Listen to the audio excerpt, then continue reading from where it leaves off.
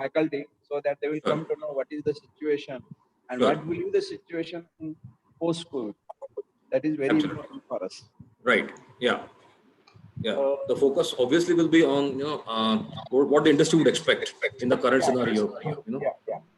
that That is the definitely. way, that is the what expected by us. Right. And students will know that how they will prepare for next, I mean, coming 2-3 years. Correct. Absolutely. Yeah. So I wish this thing very grand success for and grand this thing likes, because we Thank are you. putting it on the YouTube. Right. Till date we are receiving for 2 sessions more than 1,200 likes. Fantastic. Yeah. Hmm? Yeah. Sure, sir. I wish you good things, and Yeah. when you will be returned back to the Sangli, you will have the interaction with the faculty also. Absolutely. I'm also looking forward to it. In fact, myself and Yogesh, we Yeah. spoke, some 2 days back, Yeah. and then he said once all this is done and dusted, Yeah. then we should go to, college and meet all our faculty and everyone, basically. Okay, thank you. Yeah. Thank you, sir. Now the session will begin. Okay. Yeah. Yes, Okay. sir.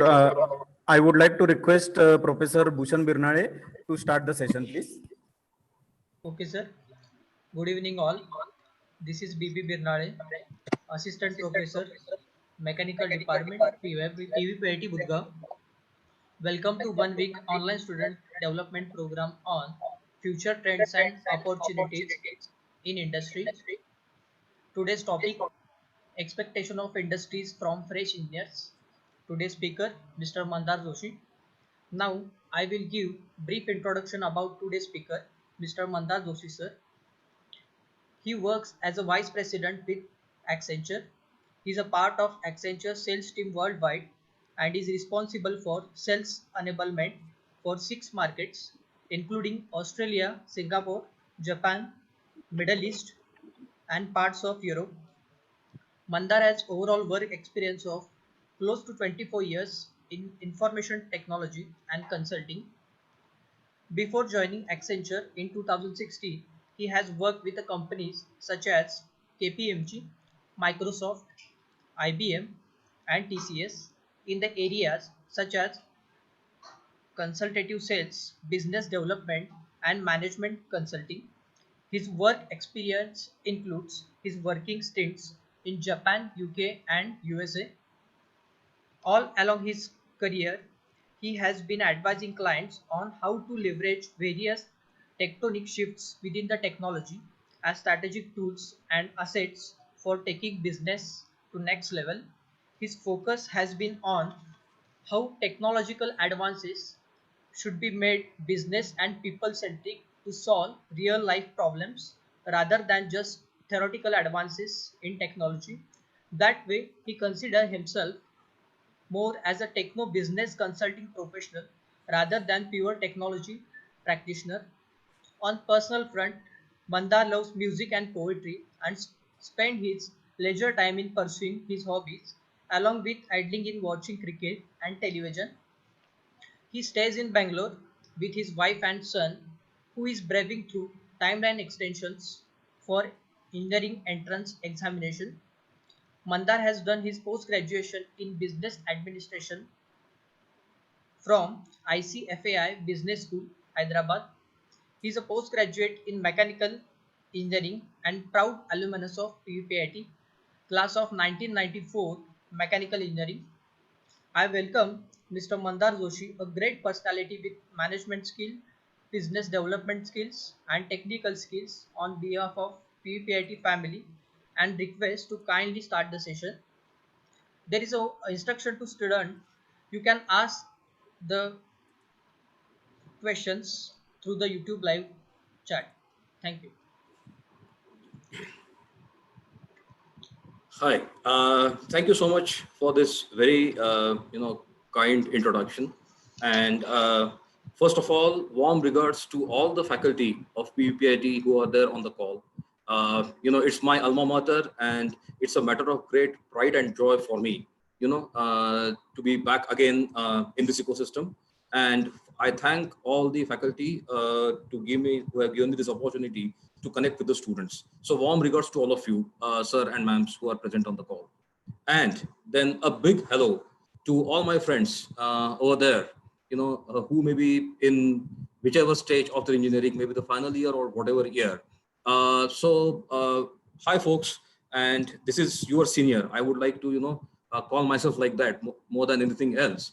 And this is your senior saying hi to you from Bangalore. And today, the session is going to be on what are the expectations of industry from the engineering graduates. And please understand, I'm not here, to give you any kind of separate knowledge or anything as such, because that is a prerogative, I believe, of the teachers. But I'm actually here within all of you just to share some of my experiences. I'm in industry for last 22, 23 years. And, I have been through 4, 5 companies.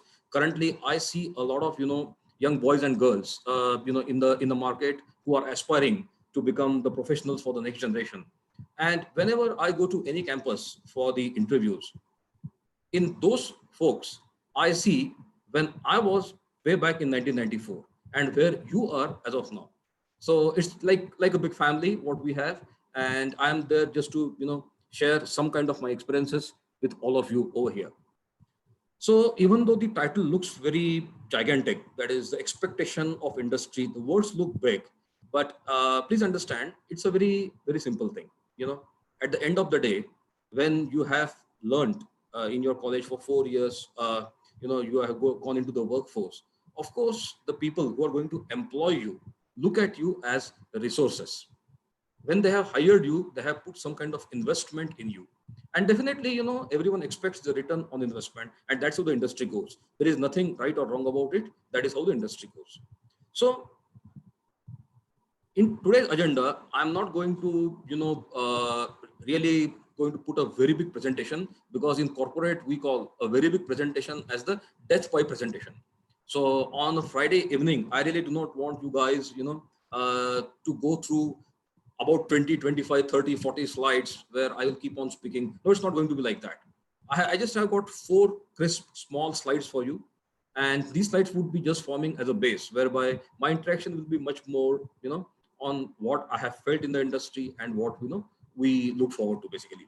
So this is the very brief agenda, basically what the industry expects.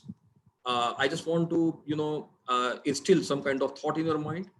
What are the paradigms of excellence and what we need to do? Well, at the end of the day, listening, everything is fine. But when we really have to act upon it, the action items play a very important role, because at the end of the day, all of us are engineers. We are the action-oriented people. So this is a very small agenda. And now let me get into the subject straight away. A very, very, very simple formation. What does the industry expect? The industry expects only one thing from the engineering graduates, and that is excellence. That is all what industry needs. Now the thing is that, how do we define excellence? What is the path to the excellence? And as students, how do we really strive to achieve that, what we call in industry as excellence? And mind you, all of you are budding engineers. You are, and not, not putting anyone down or whatever. We are slightly a different breed of graduates from the other graduates who are going to be up over there. Maybe the humanities, maybe the science graduates, commerce graduates, everyone has his or her place under the sun. But the professional courses are meant for a bit different aspect. The professional courses are typically meant to have a different, enhanced kind of skill set with the people. And from that perspective, the expectation from the engineers is slightly different than the expectation from the rest of the graduates. So to go over there, just to get into, what excellence is all about, I just would like you to go through some of the questions. Now, I understand, this is not exactly a kind of live section whereby, we can have a very, immediate interaction. But when I'm going through these questions, I want each one of you to look at the questions, to think about them, because at the end of the day, what we define as excellence is the output of those questions. So let's just have a look at it.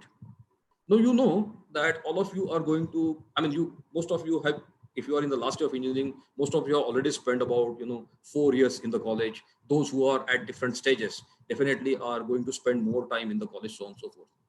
But have you ever thought about what is the significance of what you are learning? See, at the end of the day, there is a social prestige that, our parents tell others that my son or daughter has become engineer. There's some social prestige which is involved in that. Industries look at you as, okay, this person is an engineer. But then at the end of the day, what is the significance of it? Have you ever thought how you yourself are differentiated from a lot of other graduates? Have you ever thought that as professional, what is the significance of the education that you are getting?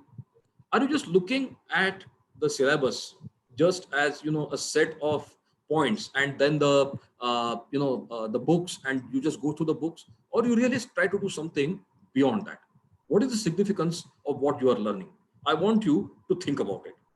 When we say that, then the next is, whatever you are learning or whatever you have learned till now, can it really solve a real life problem? So when I talk about a real life problem, it necessarily means that, whatever you do, all said and done, as engineers, you are not supposed to give the theory out. Theory is the job of scientists. They have their own significance. Theories have their own significance, and obviously so. But as engineers, our job actually starts after defining the theory.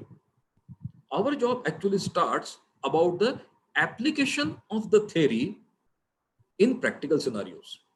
And where we are employed, it's a very simple thing. All of you understand, a very simple thing, that the engineers are definitely more paid in the industry than other graduates. And as such, engineers are better paid. Why? Because the engineers are expected to solve real life problems. The engineers are expected to take the theoretical inputs from the technology and really make sure that they are applying to solve the real life problems. That is the second one. So what you are, learning, is it really solving real life problems? The third thing, whatever you are doing, you may be doing some practicals, you may be learning some theory, or within the theory, you may be learning some postulates. See, I'm a mechanical engineer. I cannot give many other examples. But for example, if you are, say, learning the course of, say, machine design, or if you are learning the course of mechanical control systems, which incidentally, used to shake all of us when we were in the college way back in 1994. Mechanical control systems was one of the subjects which, really troubled many of us, to be very candid with you. So if you have such kind of subjects, if you look at a particular assembly, or if you look at a particular way the product is designed or a part is designed, have you ever thought that whatever is given in the textbook, can it be done in a better way, in a bit different way? And when I say different, I'm talking about radically different way. It's like challenging the premise of all what you have done. And I'm sure each of the stuff doesn't fall in this category. For example, Newton's first, second, and third laws won't change because we want to do something very different. I'm not talking about that, but I'm saying that when you apply those technologies actually in solving a real life problem, could it really be done in a very, very different manner? I mean, I can simply give an example. The other day I saw a very interesting video from Japan, whereby, a small kid, the kids who crawl, very small babies, and they typically keep on crawling on the ground, right? In Japan, there is a product which, in fact, is worn to the babies on their hands here, like this here, okay, on both sides, and also to their kneecaps. And what it does, that product has a kind of microbiological kind of, composition. So whenever a baby starts crawling using those portions, it keeps on cleaning, the area slightly around that baby. Babies are very small. But then what is the advantage? Even if there are small bacteria on the floor, this particular mechanism, this particular stuff, when it stretches on the ground, it in fact spreads or sprays small kind of microbiological organs over there to clean the particular surface. Now, at the end of the day, all of us have seen and used, the cleaners which we use at home or at various places where we just clean it. But the use of this cleaner for the babies to make sure that they are safer than otherwise they could be. That is what I am referring to as a better or completely different way. And this better or completely different way need not be a very high-end, super technological advance based on artificial intelligence and all. No, no, no. Engineers are supposed to solve not the problems in the labs. They are supposed to solve the problems on the ground. So even this particular stuff is actually a great stuff basically. Okay. Now, the fourth question: whatever you are doing, does it lead to anything that is feasible, scalable, tangible? That is most important, because what happens is that, and that I have seen, that tendency I have seen in some of the folks whom I have met, and that's where this question has come up. Nowadays, obviously every generation technologically is much more smarter. New theories are coming up in the market, new ways of learning is coming up, and all that is great. All of us really appreciate that. But then what it makes the student think basically is that sometimes the students remain in the make-believe world. We people have a great impact of maybe some of the movies, or some of the possibilities of the future, etc., that is shown through different channels or the videos which are available, so on and so forth. So people start thinking about certain things which are the wishes. It is always good to have wishes, and it is always good to think radically. But the great products in the world are never designed, or the products never became great unless they were feasible. First of all, feasible to come in place, scalable. It's very important. I can make a very exotic, great product, but if that product is not scalable, it will not really reach the wider people. If it doesn't reach the people, no industry will actually own it. And if no industry owns it, you will not get further funding to develop that. So at the end of the day, a great idea, if it is not scalable, will die its natural death. We should be very, very, very careful, and we should always be thinking about whatever and I'm not telling you not to, I'm not telling you not to dream, think. But whenever you have such an exotic idea in your mind, immediately take pen, paper, and that's a very good thing. Or maybe your tab and pen, whatever it is. Just take it and try as much as to make it feasible or scalable. Think about it. I mean, and now you may be asking, if we are going to do all these things, then what the people in the industry do? That is not the question. People in the industry are doing the same things. But as the new waves of engineers are coming in the market, the industry is looking at much more advantage from them. Because at the end of the day, I believe that every batch that comes out of any engineering college, maybe a 2 or 3 years down the line, whichever the batches come in, technologically are of next generation. To give you an example, I passed out in 1994. Some of you may be passing out in 2020. It necessarily means that when I had passed out and when I was in job, some of you were born, isn't it? So if you really look at that way, the stuff that I learned in my engineering and the stuff that you guys are learning now, it's not only 2 generations, but it is about 3 to 4 generations ahead. So this kind of new technology, when you are bringing in, the people, the industry people also start thinking about how to leverage the fresh people's mind, how to leverage the ideas from the people who are completely fresh from the colleges. That's a very big asset for them. And that's where you have to look at it. The fifth thing, very, very, very, very important. Is it humanized? Now you may ask me, hey, we are the engineers, we are the people who are very proud to make the machines work. We are the people who take the pride in making the machines intelligent, in making the machines work the way we want. Fantastic. But then how you are making the machines work? You are infusing artificial intelligence into them. All said and done, at whatever level it is still artificial. But you, each one of you and me, we are the human beings. We are born with natural intelligence, which is always cognitively much superior than artificial intelligence. So when we look at a particular product, the human factor, and I tell you, this is going to be a very significant thing coming up in engineering.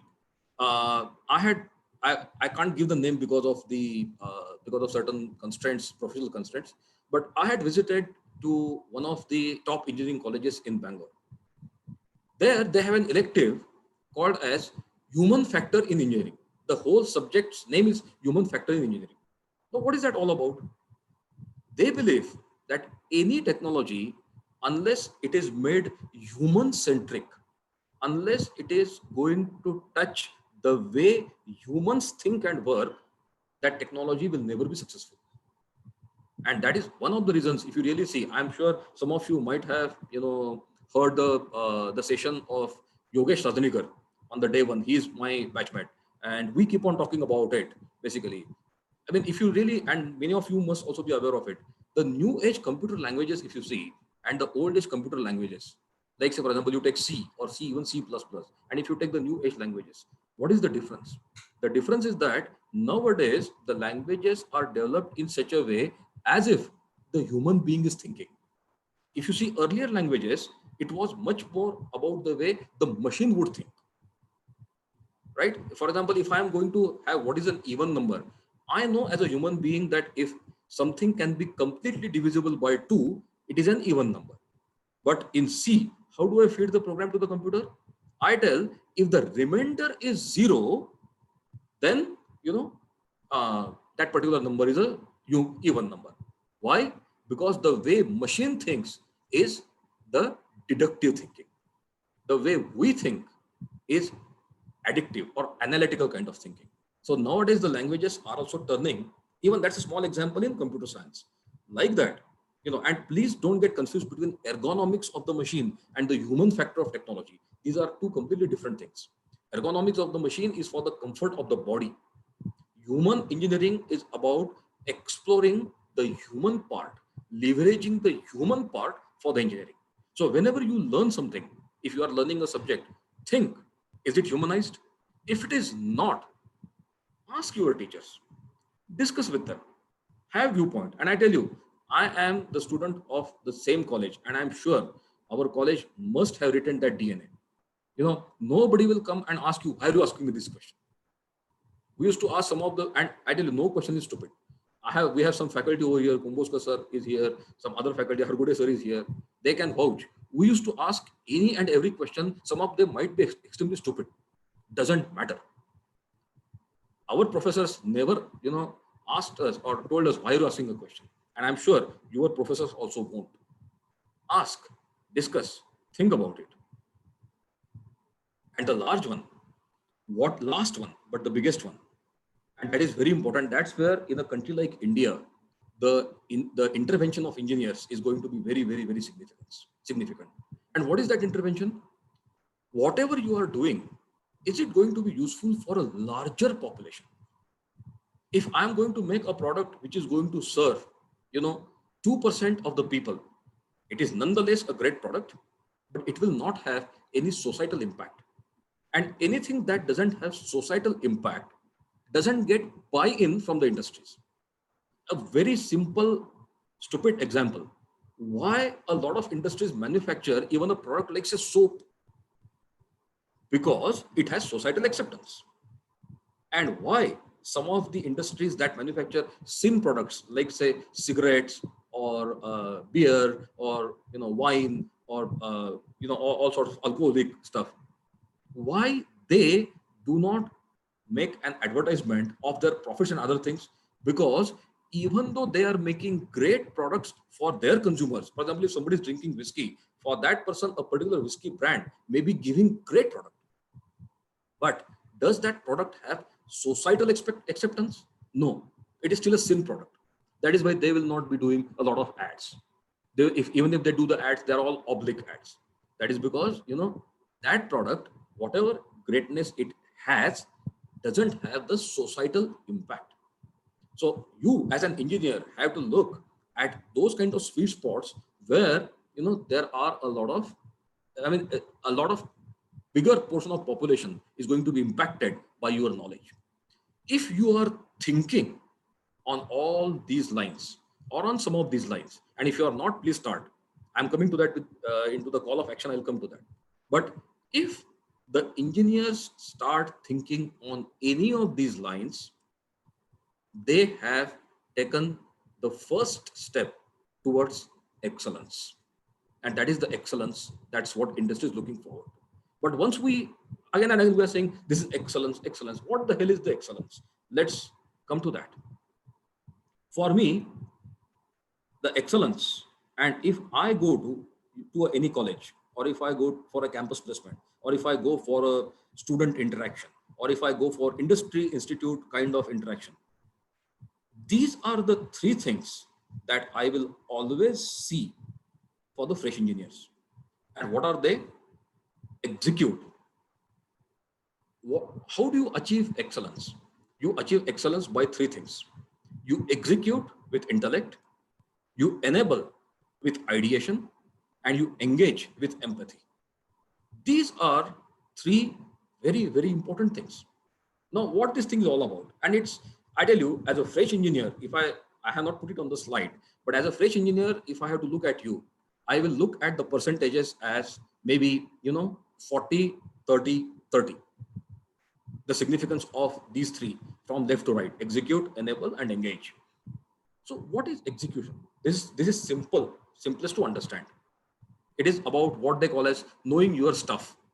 For example, and knowing your stuff, fortunately or unfortunately, does not mean having a lot of formulae by heart. Please, it is not. Because having formulae by heart is hygiene. It's like we do not go out and say that I am wearing a shirt. That is hygiene. But if you are wearing a shirt of a particular specification, which is useful for that climate, then you go and say, hey, look, I am wearing, say, a Van Heusen shirt or a Louis Philippe shirt or whatever. You don't say I'm wearing a shirt, because that is expected.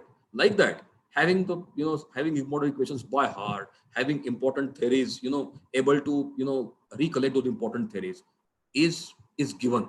Nobody is going to be appreciated for that. But what somebody is going to be appreciated is knowing the stuff. For example, a very simple example, and I'll give my own example because I mean, all of us are a big family, so I can be stupid over here. Fluid mechanics was one of the subjects where I scored very heavy marks in my third year. I joined Reliance, after my post-graduation. And I was excellent, and I was academically, I was a good student. I was excellent in, knowing the curves of the pumps, all the theoretical aspects, so on and so forth. So when I joined Reliance, first day I was taken to the paraxylene plant, and I saw a huge, pump over there. It was a shutdown time, so a huge pump was completely open. And then I looked at the pump, and the technician asked me, "Sir, do you know this pump?" Of course, I'm an engineer, a mechanical engineer, right? With distinction in B, whatever. I told him, yes, this is a centrifugal pump of this particular type. He said, okay, sir. So this is under shutdown. How do we start about it? Now, what I knew about it, I knew the equation of that pump. I knew the theory about that pump. But did I actually know where to start? If the pump is completely opened, where to start analyzing it for problems?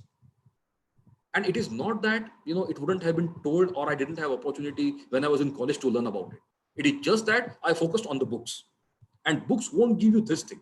But this is called knowing the stuff. For you, fortunately, and for us, there was a slight, kind of constraint in terms of knowledge, simply because of the fact that, there was not much technology around. We had to depend physically upon the library. And by the way, I still remember in 1994, and around that time, the library of PVPIT was the best in Shivaji University. And I'm sure right now also, probably it is like that. All the magazines, all the journals, whatever, were available at that time, used to get over there. That's a slightly digression. But we still had constraints, because whatever we could, we did. But then when I went to industry, I realized, hey, look, what the industry calls stuff is different than what I have learned. I have to relearn something. I have to augment a lot of things. But for you, for each concept, what you learn, now you have a lot of fishbone. Fishbone diagram, right? So if you are learning the original concept, go into the fishbone, figure out, go to the first level, go to the second level, go to third level, find out, know your stuff, understand requirements. That is very important. When you go to, the organization expects you to know or to understand what is required to be done. And understand requirement means not, okay, if you are in the factory, I am going to manufacture these 10 products in a day, is not a requirement. A requirement is, I am going to manufacture a product with a particular specification, and why that specification is important. That is engineer's job. That is important. Apply technology. You know that, my case, you know technology, fair enough. Are you able to apply that? Are you able to solve the real life problem? Again, I'm coming back to that because I'm harping again and again to it, because I have seen, unfortunately, whomsoever engineering graduates I have met, at least I have seen 70% of them to be extremely academically brilliant, but theoretical. If you ask them, and you don't ask answer on how to do it, if you ask them their thought process on how do they solve a problem, they just falter. And it is not their fault. I'm not saying it is their fault. It is just that probably while studying the engineering course, they might not have thought about it. They might have just thought that whatever is there in the syllabus, I'll just prepare, I'll go to the exam, I get the great CGPA, percentage, whatever you follow, you get that, great. No, industry expects you to have that thought process. The thought process and attitude is the most important thing that you can imbibe. Real life problems. Be a knowledge leader. When you go to any company of any size, especially if you go to a company of smaller size, you are looked upon much more. A lot of people will look upon you as somebody who is there, who has come from outside to solve the problems. You have a lot of expectation. Even if you go to a bigger company where you are at the lowest level of the company hierarchy, still your seniors will expect that you will bring in fresh knowledge, because your senior may be a person like me, graduated 25 years back, wouldn't have been update with the latest technology, would have been focusing much more on the work. A senior like me, if you join tomorrow my organization, I will look at you, hey, what is the new thing that over there? What are the new developments? Is there something new? That kind of, and then you could tell me that, okay, sir, you know what? In last 4 years, the technology has moved from this point to this point. Nowadays, we don't do certain things anymore. If I get that kind of answer, even though it is 50% to the correct answer, I'm much more glad as an industry person, because when I have hired you, I know that once you get the orientation in the company, you will be completely focused and you will have your attitude and your skills to solve my problems. Second portion is enable. Now, this is something which I am actually sad looking at many, many engineering institutes. I'm not specifically naming any one or two, but most of the institute I have seen, they impart great knowledge to the students. Students are excellent in terms of recreating or giving back, sounding back that knowledge. But if you ask them certain questions which need the innovative faculty to be tickled, then that most of the people are not able to do it. And it's not a simple about aptitude test. It's like, if I write SIGN as KPTN, then it's not like that. That is not innovation. Innovation is very important. And innovation is not something like, okay, I have made a bulb, so I become Einstein and that's why I'm inventor. No. That is a very, different, wrong way of looking at innovation. Innovation necessarily means if you are doing something in a particular way, can you radically change it, giving better results? And this change is not just for the sake of change. Nobody in the industry is a Machiavelli. We are not the humanities student whereby you write a poem and then somebody says, oh, this is something. No, we are people who work on the ground. So when we talk about innovation, if you're doing something very differently, is it going to add some business value? Now, as a first level, as fresh engineers, you may not exactly be able to do it end to end. But when I'm talking all these points to you, please understand that I'm not looking at the end result. I'm looking at the attitude. I'm looking at the preparedness to do that, to whatever extent. Are you able to think out of the box? Now, this is a very cliched kind of word, I know.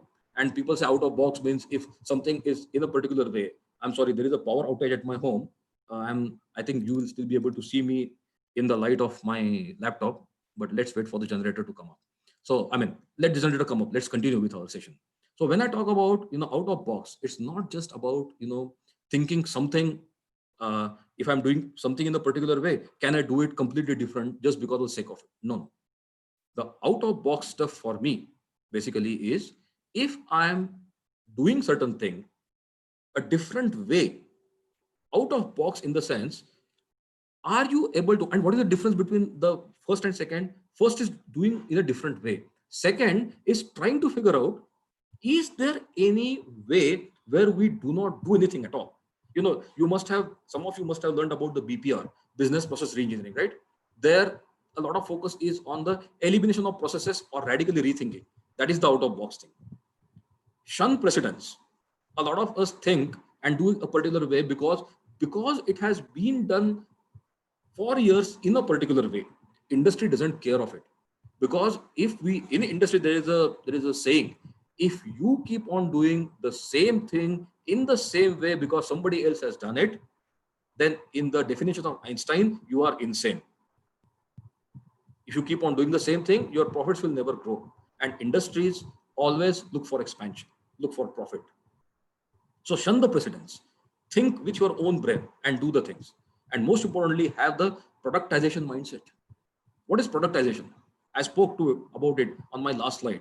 If I have a concept, can I make something feasible out of it? Can I make something tangible out of it? Can I make it? And what is a product? A product is something which is tangible, feasible, scalable, which can be produced at larger scale, and which actually is used by people to serve a need. That is what is a product. So anything that you do, you have to think, is there any scope of doing some kind of productization? And that is all about the mindset, basically. Okay. Then next thing is focus about the human factor, right? So what is the human factor? I spoke about it, that think whether it is going to be societal. Another point, industries do not expect people to be the lone warriors. Those things are gone. Even the appraisals are also not done nowadays, on what you have done. The first question of appraisal is how your team has performed, and within that, what you have done. So the team's own success, not the individuals. Now, when you have to work in a team, maybe to start with as a participant and eventually taking over the team as a lead, in both cases, you must understand, you must have empathy. And what is empathy? Getting into other person's shoes. Today at 5:45 p.m. or at 6 p.m., if you are, listening to me, I should have an empathy that, hey, look, this is the weekend time. People may have their own plans, but they are listening to me. Am I giving something which is useful for them? Having thought about that is empathy. How much you will be able to do that, that's the next question, but it is still fine. And then that's why I'm saying be the other one. Okay. And last but not the least, engaging with people is a very important thing in industry. And a lot of people think it is not important, but it is very, very, very, very important. How you engage with the people. What are your skills in terms of engaging with the people? And what are those skills? Those skills are articulation skills, expression skills, and how you are organized. And mind you, please understand, having flowery English does not mean being articulate. Please understand this. English as a language is a tool. How do you use the tool to express yourself is much more important. I would rather, look at a person who is able to explain the thing maybe in two languages, whatever it is, whatever he's good at, but articulating correctly. Articulating means conveying the thought behind it, telling it in such a way that I'm able to understand. That is articulation. How expressive you are and how organized you are in your thought. For example, if I had to tell you this particular slide, I could have spoken, these same points in multiple ways, but I just organize them so that it becomes slightly clear to you as well and to me as well. That is nothing but being articulate. So be articulate, expressive, and organized. So after we speak all these things are fine. But then, if industry wants all these things, where do we start? Okay. So when do you start? You start today. And how do you start? I have some pointers. Of course, everyone has a different way of looking at the things, but I have some pointers. What are those pointers? First thing, and that's what I did, and I'm very proud to tell you that this really works. Read, read, read. And not just textbooks. There is no point in, blabbering, saying that, or boasting, saying that I have read 5 different books of machine design. Okay, that doesn't matter, because at the end of the day, it's the law of diminishing return takes place after 2 books. At our times, we used to say that if you have read Shigley, Joseph Shigley, then it's okay. Read maybe some S. Chan book, and then you are done. The 4th, 5th, and 6th book may not add much of the value. But I would read Pula Deshpande. I would read Baba Borkar. I would read Viva Shirwadkar. Now you will ask me the question, what the hell these guys had to do with engineering? These guys have nothing to do with technology. But I tell you, great literature always makes us much more articulate, because the strength of the literature is expression. When you get into that expression, it plays on your mind, and please understand, this happens with everyone. It's not that it happens with only those who like to read. No, it happens with everyone. It's a psychological process. When you read great literature, the expression of the literature, the thought process of the literature, the way the literature is organized, those things start playing on your mind, and you subconsciously start imbibing in yourself for your betterment. So please read great literature in any language. It doesn't make any, one need not boast that, I have read Shakespeare. Okay. I can say I have read Bharatambe, actually speaking, or I have read Shirwadkar. Actually speaking, the impact is same. Because you read Shakespeare doesn't make you much more elite or whatever. Great literature actually transcends the language. It impacts your subconscious. So go ahead, read great literature. Second, think at each concept. When you read your book, think at each concept, each page, each chapter, in each subject. About what? When you read a page, think whatever is given on the page, how do I apply it in the real life scenario? Where do I apply it in the real life scenario? You read it, go to YouTube, go to other channels, figure out where it is applied. Because application of technology is something that differentiates the engineers from the rest of the world. And we should be very proud of that. So we must learn about applicability, innovation, productization. Now, if you go through your book, and if you learn, say for example, bevel gear, now you may think, what the hell is innovative in bevel gear? The bevel gear itself is an innovation. And is it radically different? No. It is developed keeping in mind a suitable. I'm very sorry, I'm giving only mechanical engineering examples because I am a mechanical engineer. So I have only those examples. I'm sorry, all the folks who are from other different branches. I'm just giving an example. So it's itself an innovation to solve a particular problem. When I was doing my post-graduation, I did a project on recirculating ball screw mechanisms. Now the recirculating ball screw mechanisms now are pretty common. But in 1994-95, they were rarity. They used to be used only in high-end milling machines or those kind of things, because at that time India didn't have great automotive products, which came after 2000 basically. Now at that time, there I realized that is it something radically different?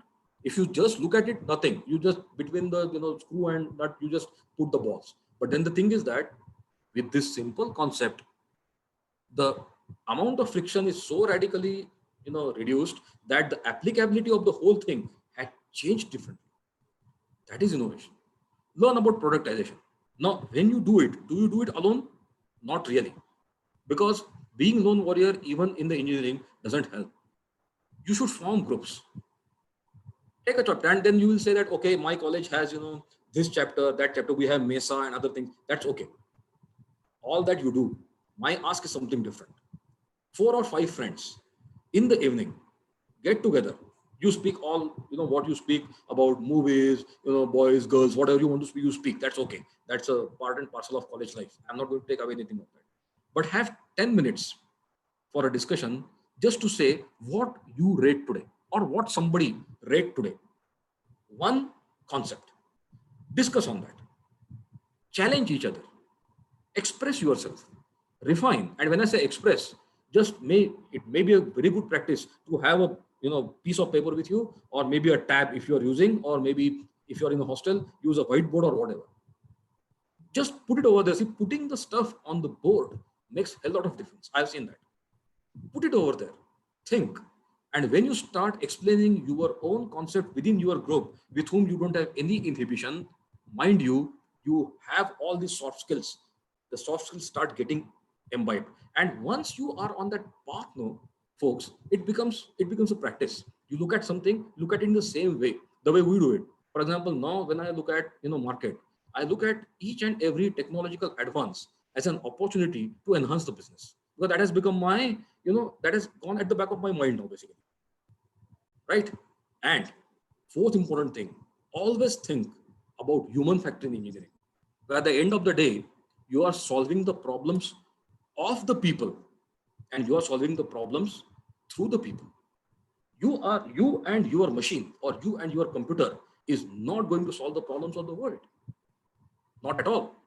Even that's good in Hollywood movies where somebody sits at some place and does something. All that is crap. I belong to IT industry. I have worked in IT industry for more than 20 years, and I have worked in IBM, Microsoft. These are the product companies. I have worked in KPMG, which is a consulting firm. I have worked with TCS. I'm working with Accenture. I have seen the entire spectrum of IT services. I have seen the entire spectrum of technology, and I tell you, it doesn't happen. This is all very glamorous. The real stuff is, how do you make sure that a human touch is there in your technology, whether it is useful for human? Can you get it done for the human? Well, at the end of the day, you and your teams are humans, right? How do you make sure that the technology is humanized? How do you make sure that the technology ultimately has a human factor in thinking? If you do these four things, folks, right now we are in the month of, we are starting the June. So those who are in the last year, you still have 4 solid months to go before maybe your placement start, and still 8 months to go before you pass out and join the company. For others, it is still much longer runway. So guys, you are there. Please start doing these things. Whatever I have shared is basically very simple expectations of the industry people from the fresh graduates. This is what I wanted to talk to you about. And I really thank you very much for bearing with me and my monologue for, so much of the time on a Friday evening. So my talk is done. So Vishal, how do you go about with the questions? People would be asking the questions on YouTube, or they will be asking here. How is it? Yes, sir. Yeah. We will start with the question answer session. Yes, please. What are the expectation of fresher mechanical engineer in the IT industry? Mm-hmm. Okay. So to be, yeah, is that the question? Yes, Okay. yes. Okay. So now, whatever I have spoken about the engineers overall. Okay. So all that I have spoken is applicable to all sorts of engineers, be it computer engineers, be it mechanical engineers, electrical engineers, so on and so forth.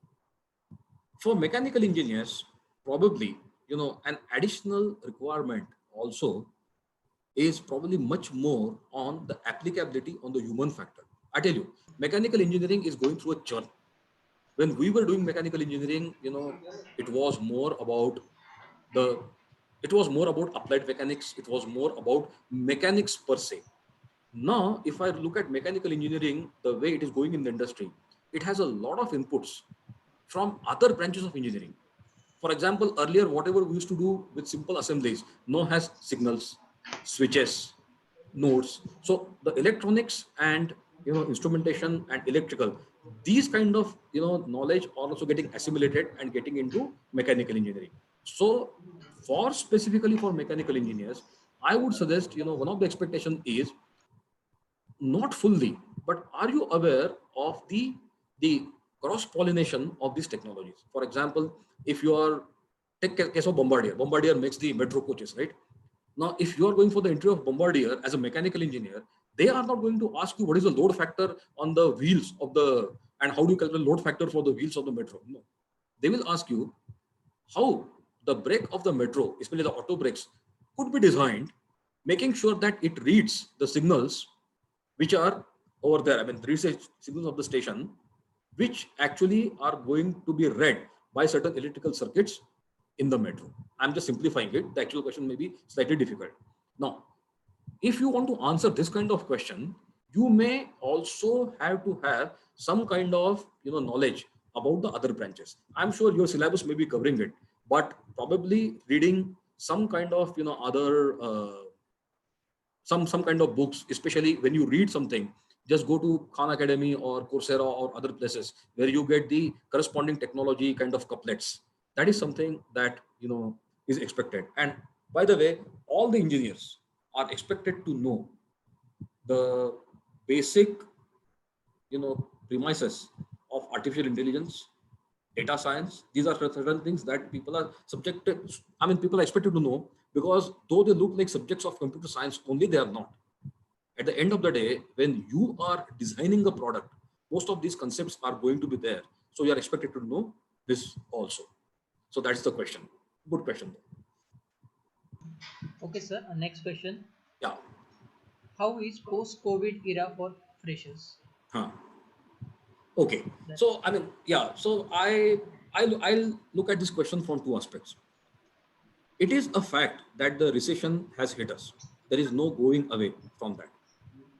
But is that changing the plans of the companies for hiring fresh graduates? The answer is, no, to a certain extent. Why? Because see, at the end of the day, COVID has, it has hit the economy, that's fine. But COVID has opened up a lot of opportunities as well. And I'm sure if you are looking around, you will be able to, understand that. What COVID has done basically is COVID has forced the people to think again in the innovative way. If I am going to go and meet, my client every day, and I believe that human interaction brings me a lot of business, great. But now I'm stuck at my home. What will I do? Do I create certain kind of skills, or do I create certain kind of aspects to meet my client, remotely, but still give the same feeling? That is technological opportunity. And who's going to develop that? Engineers. Now, there used to be the huge these channels, for the FMCG companies. There used to be a lot of supply chains. So they used to have a lot of, goods in terms of, you had the hierarchy. You had warehouse, wholesaler, dealer, blah blah blah. Now, even the FMCGs are looking at collecting the requirements and serving. So a B2B business is going to probably change to B2C. There are certain opportunities which are going to come up. And as far as, the fresh engineers are concerned, the requirements from you change only in a way that they may ask you, how do you do the things in a more optimized way? That is all about it. The engineering basic concepts are not going to go away. The basic expectations are not going to go away.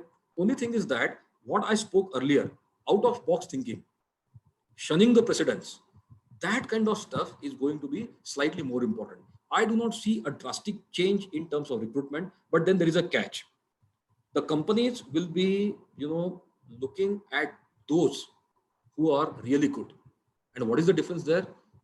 I don't want to name a company and a college, but in Bangalore there is an institute which almost had a unwritten, kind of stuff with a IT services company, which typically takes 50 people from that college. And then because they get a huge number and companies also needed numbers till now, out of those 50, some 30 would be top notch and 20 would be slightly secondary. It's okay, that kind of stuff. Now that it's okay kind of stuff is not going to exist. Either you are required or you are not required. And how do you create and there is a huge number. Let's accept this fact. The supply of engineering students is always large as compared to the demand. So we need to differentiate ourselves as freshers. If you go with certain skills, if you go with certain certifications, if you go with, and in the interview or in the test, if you exhibit that you can think out of the box and you have the stuff, then I think, you should be through. There is always a reason to fear for those who do not take the engineering courses seriously and who are also ran. And let me be very frank with you, because all of us are a big student community of our own.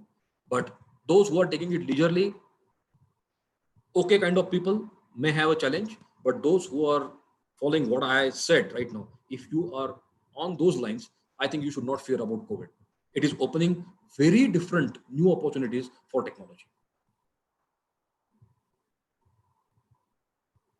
Yeah. So that's what it is.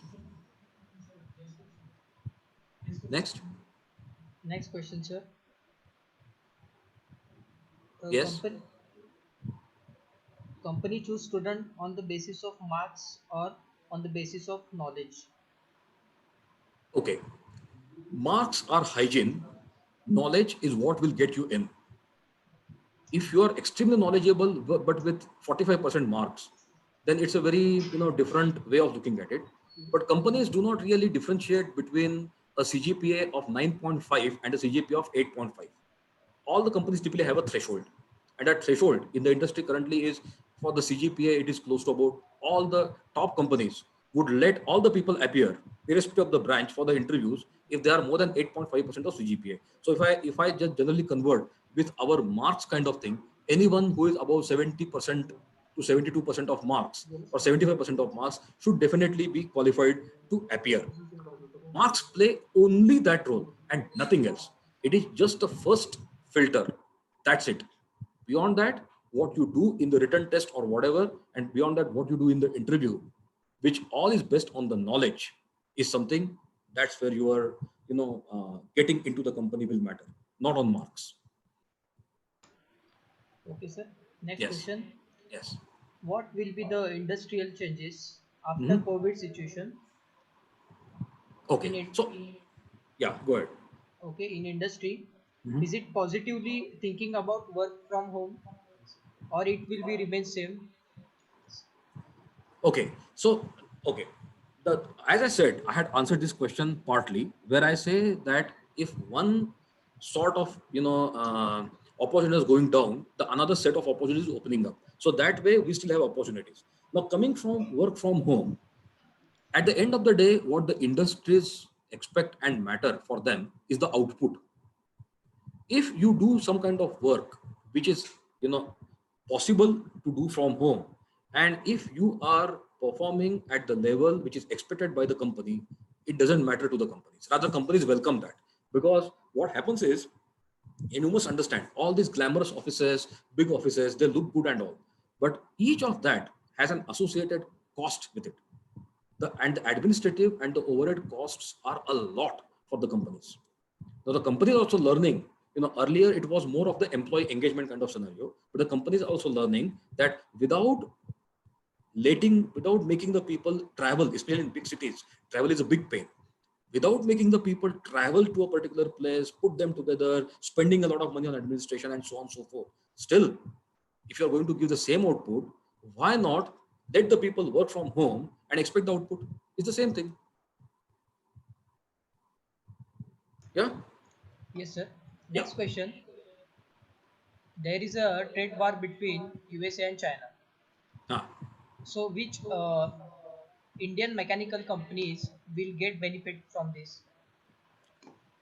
Okay. So it's a very good question. And I really appreciate that you guys are thinking on this. Brilliant. Brilliant. I would like to answer this question. See, the trade war is a wrong concept. What we are looking forward to is, if you understand the concept of the supply chain, you know, there is top end, that is the technology end, where you create the knowledge, you create the patents, and there is a bottom end where you manufacture the end products or whatever it is. Where we are looking at it is that those Indian companies which have created a kind of knowledge base for themselves, and those Indian companies which are good at making sure that you remain at the higher level of the value chain, definitely are going to sustain. They are definitely going to be benefited. And I tell you, even if people think that all the manufacturing jobs will come to India and all, that's a myth. At the end of the day, for the companies which are in the mass production, every dollar counts. And we are a democratic country. We have to follow labor laws. We are not laissez-faire.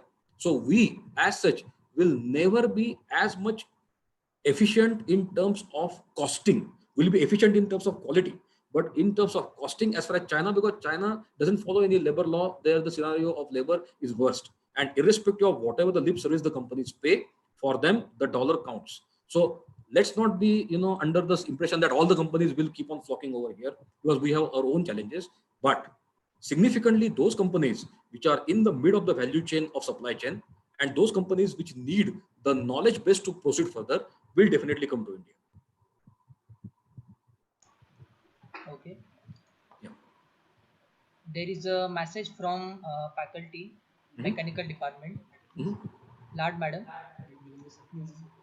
I am Yes. attending webinar on. Respected sir, there is a message from Dr. A. Mirze. Okay.